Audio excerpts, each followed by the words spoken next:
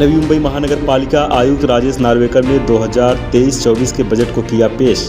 नवी मुंबई महानगर पालिका का 4,950 करोड़ का बजट पेश हुआ है। इसमें सोशल सेक्टर इंफ्रास्ट्रक्चर्स मेंशन किया गया है और इसमें मुख्य रूप से पर्यावरण पॉल्यूशन रिलेटेड मैकेनिकली निचोड़ कैसे किया जाए, इसके लिए काफ़ी फाइनेंशियल अरेंजमेंट किया गया है। साथ ही इंफ्रास्ट्रक्चर मेजर प्रोजेक्ट जैसे Palm Beach Road extension, Ghansoli Airoli bridge पर फोकस किया गया है। साथ ही इस बार कोई भी टैक्स को बढ़ाया नहीं गया है और काफ़ी सालों से एनवीएमसी ने टैक्स को नहीं बढ़ाया है। साथ ही जो एनवीएमसी के पास नागरिकों का फंड आता है उससे विकास किया जाएगा। सिडको ने बहुत से इंफ्रास्ट्रक्चर बनाकर एनवीएमसी को हैंडओवर किया है।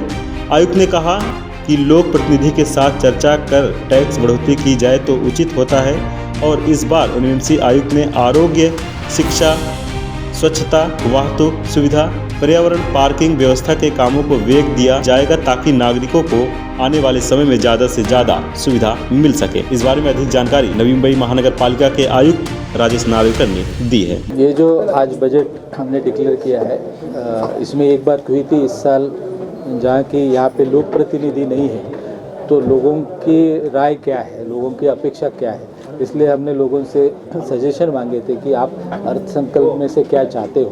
तो मुझे खुशी है इसको नवी मुंबई के जो नागरिक है उन्होंने काफ़ी अच्छा प्रतिसाद दिया। हमारे पास काफ़ी सजेशन आए जिनको हमने इसमें इंक्लूड किया है। इस बार का जो अधिवेशन है उसमें जो एनवायरनमेंट से, पोल्यूशन से रिलेटेड इशू है उसको हमने मैकेनिकली मिटिगेशन कैसे किया जाए इसके लिए काफ़ी इसमें हमने फाइनेंशियल ये किया है, अरेंजमेंट किया है।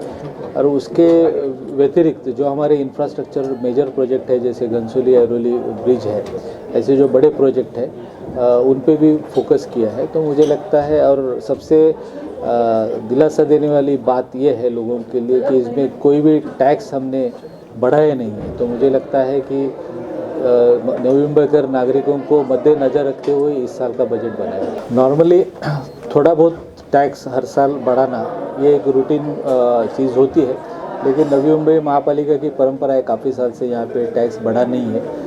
और अभी जो हमारा इनकम है महापालिका को, जो लोगों से प्राप्त होने वाला इनकम है, जो हमारे पास फंड्स आते हैं उसमें यहाँ का जो विकास है वो हम कर सकते हैं। अगर आप बाकी कॉरपोरेशन की बात की तो वहाँ पे पूरा इंफ्रास्ट्रक्चर तो कॉरपोरेशन को खड़ा करना पड़ता है। यहाँ पे जब ये नोड्स डेवलप हुए तो सिडको ने काफ़ी सारा इंफ्रास्ट्रक्चर क्रिएट करके हमको हैंड ओवर किया है।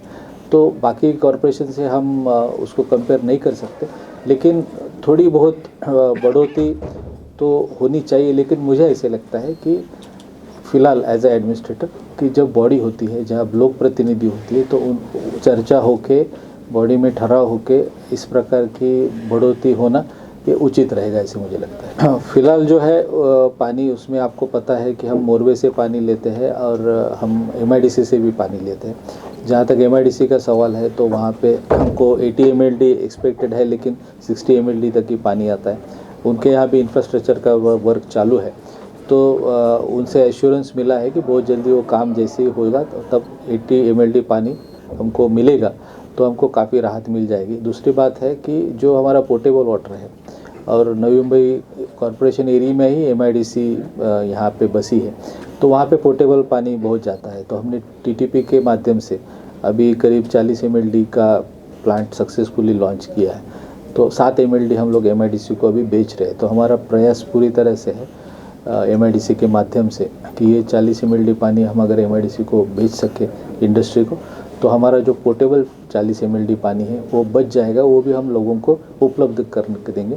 ये शॉर्ट टर्म हमारे प्रयास रहेंगे, लेकिन 2055 की जो हमारी ग्रोथ हम लोग प्रेडिक्ट कर रहे हैं, जैसे MTHL हो गया या नवी मुंबई इंटरनेशनल एयरपोर्ट हो गया, उसके बाद जो पॉपुलेशन ग्रोथ होने वाली है उनको नज़र रखते हुए हमको एक परमानेंट सोर्स की ज़रूरत है। जहाँ पे आज हम 450 mld का बंदोबस्त करते हैं, वहाँ हमको 1000 mld पानी लगेगा।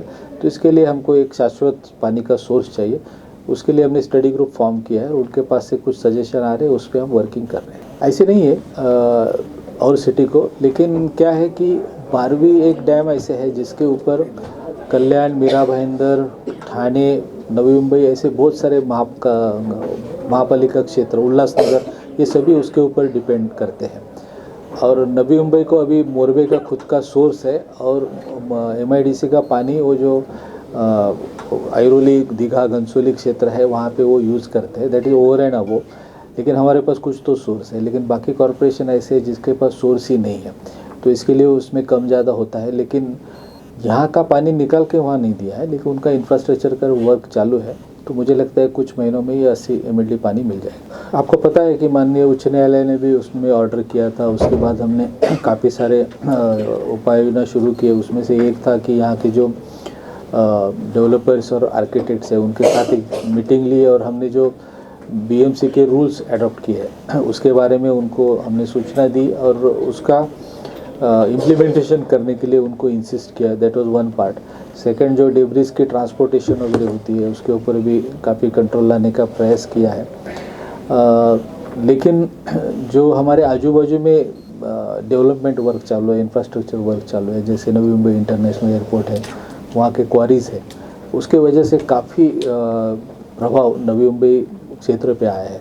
नवी मुंबई के बारे में मुझे ऐसे लगता है यहाँ के इनबिल्ट जो है फैक्टर्स वो पोल्यूशन के लिए कम रिस्पॉन्सिबल है, लेकिन आउटसाइड जो फैक्टर्स है वो बहुत ज़्यादा है।